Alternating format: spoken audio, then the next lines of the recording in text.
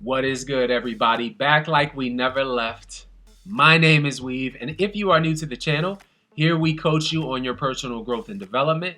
We help you build stronger and lasting relationships, and we also help push you forward in your respective careers in business and entrepreneurship. Today, we are going to explore the reasons why you need to let go of the grudges you keep holding on to, because it's unhealthy for you. Now, without any further ado, you know how I am. I am ready to get into it. So let's do that right now. So let's keep it all the way 100 today, okay? In some form or fashion, whether for a short period of time, a few hours, a few days, a few years, some of us a lifetime, we have all had at least a little bit of a grudge against someone in our life, haven't we? It could be a girlfriend, a boyfriend, a friend, a family member, a peer at work, someone who's driving too close behind you on your way to work right now, so you just slow down and be a little bit of a jerk.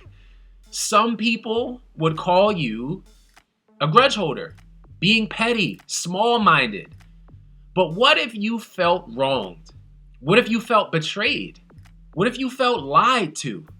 What are you supposed to do in that situation?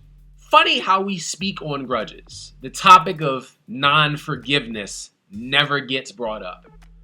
Us expressing forgiveness is one of the most therapeutic ways to repair a broken relationship we may have in our lives. When we show forgiveness, we are able to overcome the lingering feelings that come along with you being mad or upset towards whoever you feel mistreated or wronged you in the first place. But here's the worst part and the problem about a grudge that you hold on to. Most of the time, if you're the one holding the grudge, you never tell the person. See, you expect some people to just know how you feel, to just know that they screwed up. It's impossible to ask forgiveness from a person who hasn't indicated that an apology is even necessary. That apology could help resolve the issue, hopefully, but that person has to know that they did something wrong in the first place. If you hold on to a grudge towards someone in your life, the lack of communication you show by not communicating it with them, it's not any better than what they did to deserve the grudge in the first place. And here's the other part of that. On the back end, when and if someone wronged you, you need to be either willing to accept their apology if you want it to be repaired, or you need to understand that I'm just going to have to deal with this for the rest of my life. Because what happens? You get stuck into the mentality now in a cycle of holding on to grudges against people because you expect something from someone and that expectation hasn't been fulfilled. So you're creating energy that is divisive, right?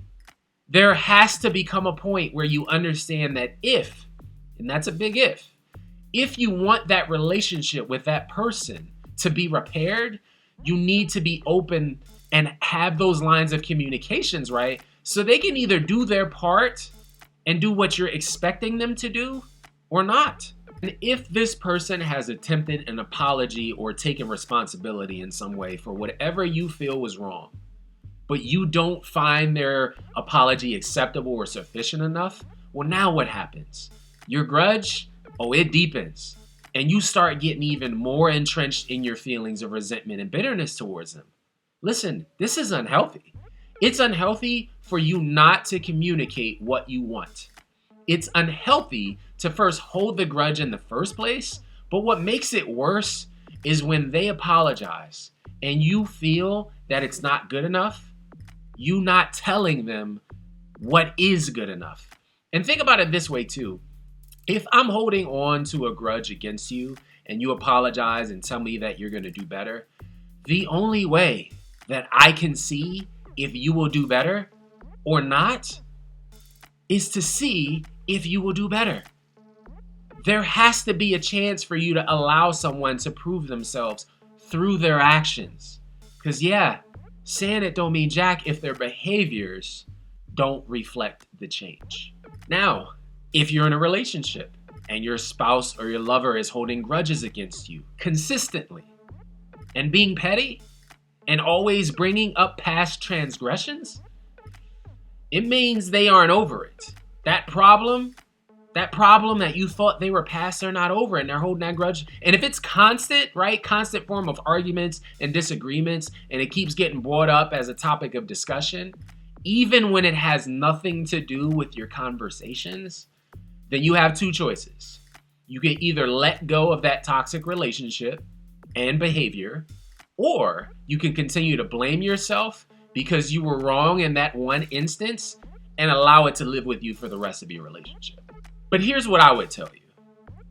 The more painful choice is for you to stay in that relationship where you're being beat over the head consistently with constant reminders about that you screwed up or that you made a huge mistake. So what do? You forgive yourself because clearly your spouse hasn't. And maybe you should consider walking away and find self-happiness and go work on bettering you instead of trying to better that relationship.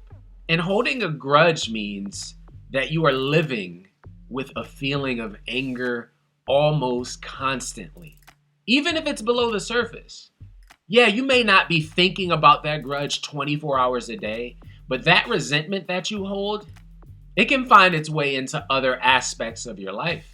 It can be easy to start seeing everyone you meet as someone who has the potential to wrong you again or lie to you again. Let it go. It's not worth the time of investment of your energy. You have to become a better person at recognizing, look, I'm being petty right now.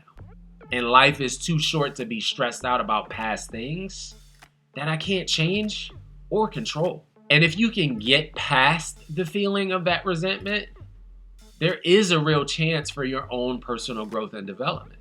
It's an opportunity for you to accept things for what they are and live more in the now.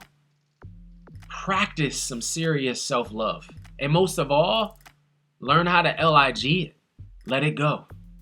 Appreciate you guys tuning in today.